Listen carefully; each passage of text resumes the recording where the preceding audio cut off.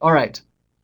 Again, with all of this, clients are asking, who should provide our insight and strategy? Who should provide activation? Who should provide technology? Who should provide measurement? Or should we just do it all ourselves?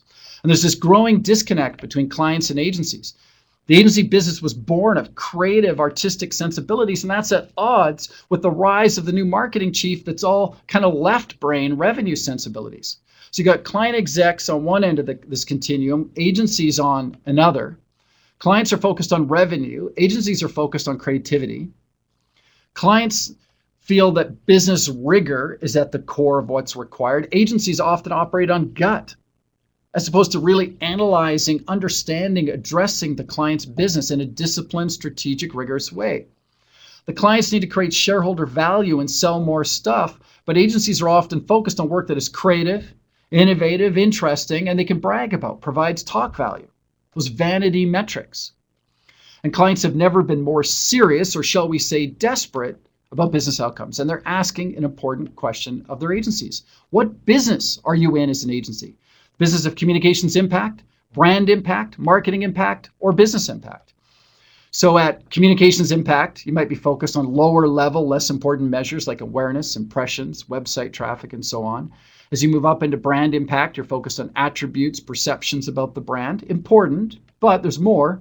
Marketing impact, it gets more category specific here. So if it's automotive, it might be form submissions off the website, lead generation, dealership traffic. Business impact in this category is about test drives, units sold, service agreement acquisition rates. Now the lines blur a bit between each level, but they're very distinct between the top and the bottom. So clients are looking at this, and you can see how, as you look at it, try to look at it objectively as an agency, you can see how this impacts your ability to get more business from a client. If you focus down on communications impact, you're a dime a dozen, you're commoditized. And clients are asking themselves, hang on, if I can buy this, actually buy all of this, why would I only buy the bottom part? I need more impact all the way through the funnel. From one of our studies, this is a study we did with the agency world, just under 600 agencies participated. Agencies report that clients will demand more tangible business outcomes in the year ahead, just under 60%. Just under 60% reporting this is what they believe clients are going to demand more of. I actually think that number is a touch low, but it's business. I don't care what kind of agency you are. You're worth what you achieve for me, particularly given the fees we pay you. Now, we might argue they don't always pay agencies fairly, but they look at it and go, versus the other options, you guys are a premium. Looking at it from another way, going back to our study, the top reason agencies feel they lose a pitch is due to being too expensive. But if you perceive something to be too expensive, doesn't that really mean you don't see enough of a benefit for the price? So the question becomes, is the work too expensive, or is it just not valuable enough? Only 23% of agencies reported that they understand how to correlate work to business improvements. I actually think that number is a little bit low. Think about that. Only 23% of agencies understand how to correlate work to business improvements, and yet the industry is reporting this is where the growth is heading. It's a disconnect that we've got to get fixed. So the opportunity in all this, make a shift, become more of a business partner to your clients by addressing their business objectives, by addressing their category specific. The measurement needs to be different for every single category because the vernacular, the language, the KPIs, the measures of health and performance for their business and marketing are different. Move up this continuum. And as you better focus on their business growth, watch your new business growth follow. So shift this focus. Get away from just increasing awareness, improve brand recognition, improving CPM, building the brand reputation, increasing reach, increasing website traffic, improve share of voice. So what? You can do all of this and still not move one more product off the shelf. And clients have other options that will do that, and other options for less. You've got to get into this space. Looking at homeowners insurance. Number of leads generated, number of leads to quote, quotes to policies, raw new policies, lapsed accounts, policies per household, policies per customer. And you know what? As an agency, you can impact these KPIs. You absolutely can. You can't guarantee exact numbers, but you can impact it. Wealth management. client acquisition, new accounts opened, products per customer, client growth rate, cost per client, client attrition, assets under management. I have pitched, I have won wealth management business, I have worked on wealth management business, and we can impact this with the kind of work that agencies provide. But we don't focus on it. We say we do, but we don't use this language. We might reference it briefly at the beginning of a presentation, but then we never come back to it.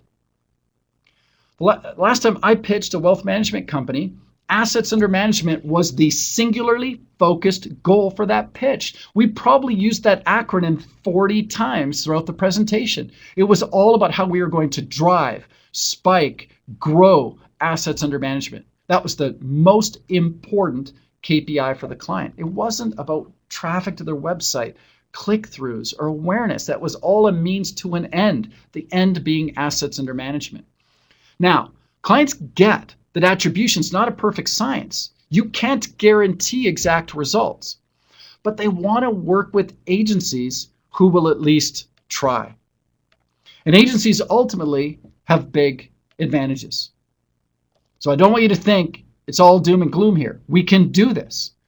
Now, clients will still talk about the need for big creative thinking that the consultancies can't do, big consumer insight with the consultancies, which they can't do. They do it down at a transactional level, converting the sale, which is still pretty important. They don't do the big insight that leads to the big sort of brand building and big creative thinking.